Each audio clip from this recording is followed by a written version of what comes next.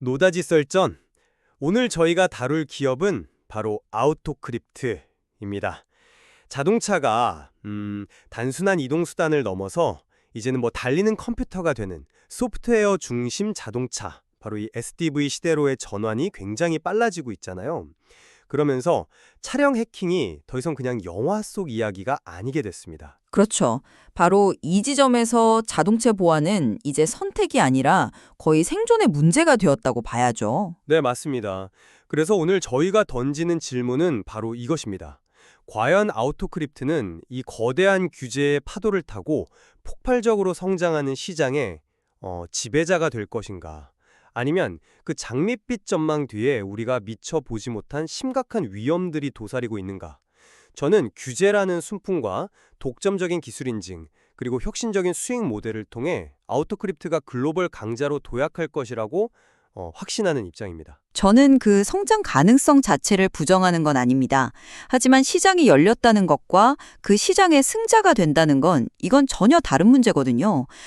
막강한 글로벌 경쟁자들의 존재, 아직 현실화되지 않은 수익 모델의 불확실성, 그리고 회사의 장기적인 R&D 역량에 대한 의문까지 우리가 좀 냉정하게 짚어봐야 할 지점들이 훨씬 많다고 생각합니다. 좋습니다. 그럼 첫 번째 쟁점부터 바로 시작해보죠. 시장 성장과 규제라는 이 환경이 아우토크립트에게는 거의 절대적인 기회라고 저는 봅니다. 자동차 산업의 패러다임이 엔진, 변속기 같은 하드웨어에서 소프트웨어로 완전히 넘어가고 있잖아요. 이 SDV로의 전환은 필연적으로 외부 네트워크와의 연결, 즉 해커들이 들어올 수 있는 문을 수십 수백 개로 늘리는 결과를 낳았습니다. 다는 건 이제 거의 상식에 가깝죠. 하지만 그게 왜 아우토크립트에게만 특별한 기회가 되는지 그게 핵심 아니겠습니까? 바로 의무화 때문입니다. 각국 정부가 이 위험을 더 이상 방치하지 않겠다고 나선 겁니다. 유럽경제위원회 UNECE에서 채택한 차량 사이버 보안 규제, 이른바 UNR5가 유럽을 시작으로 한국, 일군, 전 세계로 확산되고 있거든요. 중요한 건 이 규제를 채택한 국가들의 신차 판매량을 합치면 전 세계의 78%에 달한다는 사실입니다. 이건 사실상 글로벌 표준이 된 거죠. 이제 보안 솔루션 없이는 차를 팔 수 없는 시대가 열린 겁니다. 규제가 시장을 강제로 열어주고 있다는 점은 분명한 호재입니다. 거대한 파도가 밀려오고 있는 셈이죠. 파도 정도가 아닙니다. 이건 거의 쓰나미에 가깝죠. 올해, 그러니까 2025년 기준으로 자동차 한 대에 들어가는 보안 소프트웨어 모듈이 평균 4개 정도인데 불과 3년 뒤인 2028년에는 56개까지 늘어날 것으로 전망됩니다. 무려 14배나 폭증하는 겁니다. 이건 단순히 시장이 커지는 수준이 아니에요. 자동차의 개념 자체가 바뀌고 있다는 뜻이거든요. 과거의 보안이 그냥 선택 옵션이었다면 이제는 차를 움직이는 운영체제, OS의 가장 근간이 되는 필수 기반이 된 겁니다. 아우토크립트는 바로 그 기반 기술을 파는 회사고요. 말씀하신 대로 시장이 기하급수적으로 커진다는 점에는 전적으로 동의합니다. 하지만 밀려오는 파도가 크다고 해서 모든 배가 항해에 성공하는 건 아니죠. 오히려 큰 파도에 휩쓸려서 난파되는 배가 더 많습니다.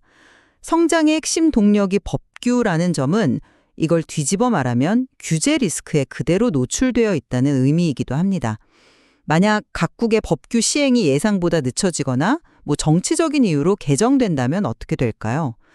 회사의 운명이 스스로의 기술력이 아니라 외부 정책에 좌우될 수 있다는 건 상당한 불안 요인입니다. 하지만 이미 대세는 정해지지 않았습니까? 유럽은 자동차를 넘어서 농기계, 건설기계, 드론까지 모든 사물 인터넷 기기의 보안을 의무화하는 CRA 법안까지 추진 중입니다. 시장의 파이는 오히려 예상보다 훨씬 더 커지고 있다 이 말이죠. 그 커지는 파이를 노리는 상어들이 너무 많다는 게 문제입니다. 이 매력적인 시장을 독일의 벡터, 이스라엘의 아르거스 같은 그런 기존의 글로벌 강자들이 가만히 보고만 있을 리가 없죠. 하지만 더 근본적인 위협은 따로 있습니다. 바로 자동차 제조사, 즉 OEM들의 내재화 움직임입니다. 최근 글로벌 OEM들이 경쟁력 있는 보안 업체를 아예 인수해버리는 사례가 늘고 있거든요. 이건 단순히 경쟁자가 늘어나는 차원의 문제가 아닙니다.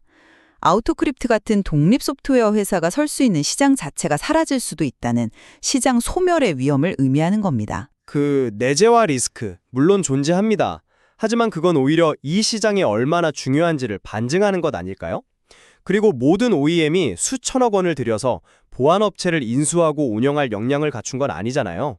수많은 자동차 브랜드들에게는 아우토크립트처럼 특정 회사에 종속되지 않은 독립적이고 전문적인 파트너가 훨씬 더 매력적인 선택지가 될 수 있습니다. 일종의 기술의 스위스가 되는 전략인 셈이죠. 스위스 모델은 이상적이지만 자동차 산업의 본질은 결국 수직 계열화입니다. OEM들은 핵심 기술을 외부에 맡기는 걸 극도로 꺼립니다.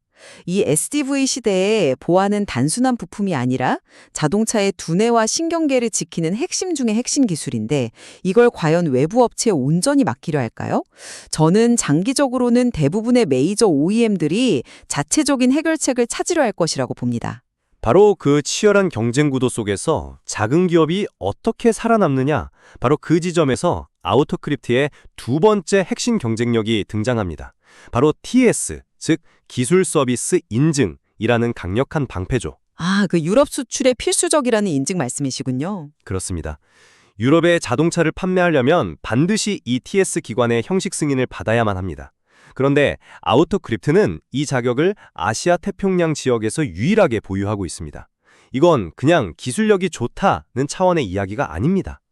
일본이나 중국, 심지어는 한국의 자동차 제조사들이 유럽 시장에 진출하려면 반드시 거쳐야 하는 관문, 일종의 톨게이트를 아우토크립트가 장악하고 있다는 의미입니다. 이건 기술력만으로는 넘을 수 없는 제도적인 해자인 셈이죠. 아시아 유일이라는 타이틀이 주는 임팩트는 분명히 있네요. 상징적인 의미를 넘어섭니다. 실제로 과거에 고객사들이 네덜란드 교통국에 직접 인증을 신청했다가 승인이 그냥 하염없이 지연되는 문제를 겪었거든요. 그런데 아우토크립트가 TS 자격을 취득하자마자 그 업무를 대거 위임했습니다. 속도와 신뢰성 면에서 압도적인 서비스 경쟁력을 이미 입증한 겁니다. 여기에 더해서 이미 500만 대 이상의 양산차의 솔루션을 공급한 풍부한 경험, 이건 후발주자들이 단기간에 따라올 수 없는 강력한 신뢰의 자산이고요. 이 상당히 설득력 있네요. 하지만 지도를 조금 더 넓게 펼쳐보면 다른 그림이 보입니다. 아시아 태평양 유일이라는 말은 이걸 반대로 말하면 다른 대륙에는 경쟁자가 있다는 뜻이잖아요. 전 세계적으로 TS 인증기관은 30개나 있고 대부분 유럽과 북미에 있습니다. 독일 자동차 회사가 굳이 한국의 아우토크립트를 통해서 인증을 받을 이유가 있을까요? 당연히 자국의 TS 기관을 이용하겠죠.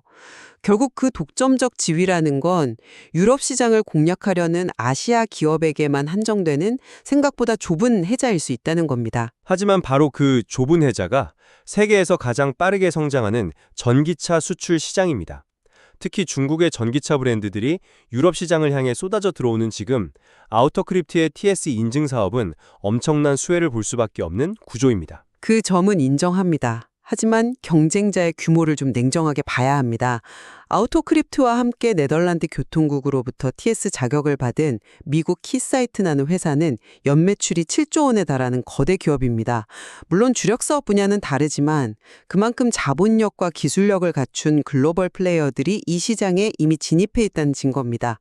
아시아 유일이라는 타이틀이 과연 언제까지 유지될 수 있을지, 영원한 해자가 될 수 있을지는 글쎄요, 누구도 장담할 수 없는 문제죠. 경쟁이 치열하다는 점은 동의합니다. 하지만 결국 전쟁의 승패는 누가 더 뛰어난 무기와 전략, 즉 비즈니스 모델을 가졌느냐에 따라 갈리죠.